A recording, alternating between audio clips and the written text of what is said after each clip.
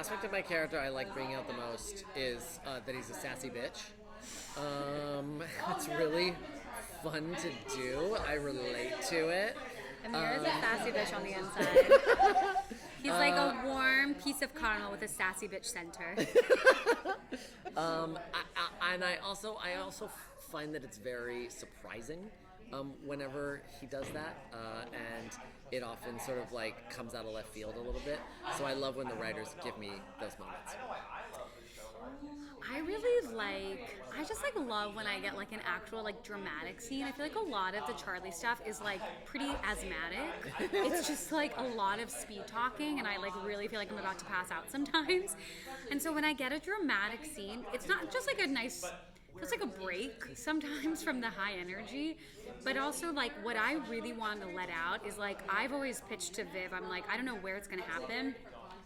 But at a certain point, as with any person who is optimist forward, like, that's got to go. Not even go because she's going to lose it, but, like, you cannot keep that up sometimes in the face of the world.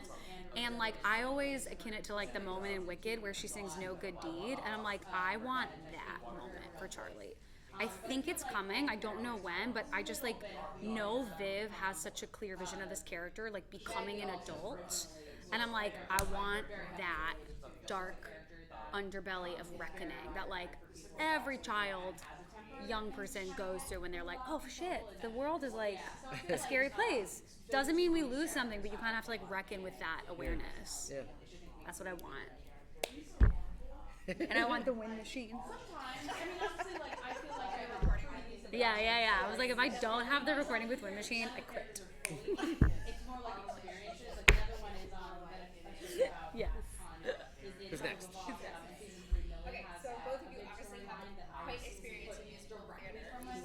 So, if your character could star in any Broadway musical, what musical would it be and why? Sweeney Todd. Sweeney Todd. Because he gets to murder people. And Well, then your character, not you and me. Yeah. You can answer that too. And then Alastor gets to eat them, too. So, bonus. I also would love to play Sweeney Todd someday. I always say that Charlie Stage musical is The Wizard of Oz because there's like so many things in it that like feel like her, but I'm like, what would she want to do? 8 times a week? That's always your thing. 8 times a week, though. 8 times a week, though. 8 times a week. I don't know. I think she'd want to do like a really cool like. You know what she'd love to do? Like a gender-bent Newsies where she's Jack Kelly and Baggy's Catherine Plummer. Okay. And they're like in love and leading the revolution. Sure. And I think she'd like really enjoy it's like old-timey costumes. I'm with it. Like, can't you see them being like pinks? Like, yeah, that'll happen. Yeah. Here for it. Oh no, is it 3 o'clock? I bet it's 3 o'clock.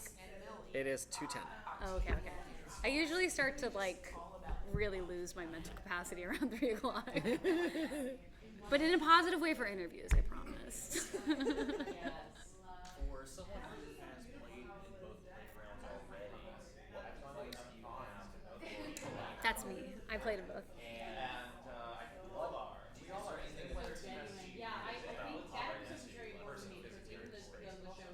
Meeting Broadway. No, Helluva. I was Bethany Ghostfucker. Oh, I see. Do I you? see. No, well, you said playgrounds, and we were talking about 8 shows a week, so Yes. Broadway. So yes, I did Bethany Ghostfucker. Any advice? Any advice on doing Helluva? Well, you know what's funny? By the time I did Helluva, we'd already done season 1, so I was a lot more comfortable improving. And it also seems like the Helluva universe allows that a bit more, just because like we have a lot of story we have to get through in Hazbin. Yeah. So I don't know. It was more that like it's not really advice. It's just like you'll be surprised. Like the vibes were so much more like like play. Really? Whereas like we don't always get that in Hazbin, just because like it's really text. Like we have to move through a lot of plot. Yeah, I mean, look, if you see Alastor in Helluva, it's going to be Alastor, so I'm just going to do that. I think if I were to jump into Helluva in a different role, it would probably be something decidedly more unhinged. Yeah, Helluva feels like what are like 2 brands where it's like I feel like in like the Marvel universe it's like What's the one that like Chris Pratt? It's like we're like the Captain America I don't know squad. from Guardians of the Galaxy. Guardians. But then Helluva's like the Thunderbolts. What's the one that like Florence Pugh is in right now? Yeah. You don't know anything? I don't know any Like of I'm those. like I barely know, but I'm like it's like we I have don't know like our none like of those. our Mickey Mouse Club version of the hell, which to me feels like Hazbin Hotel, and then like Yeah, no, I the don't know. dark underbelly. He knows nothing. Right, and not to like not to put like I think people are fans of both for that reason. It's like you get like the hero's journey in Hazbin Hotel, and then you just get like some weird fucking shit in Helluva Boss. That's like they're interested in story in a very similar way, but this story is much more granular as opposed to like sweeping themes, the way that Hazbin Hotel is. I think. So this is kind of a silly question. So if you're trapped on a desert island with any character other than your own, what character would you choose? Angel, we'd repopulate the earth. Yeah, that's true.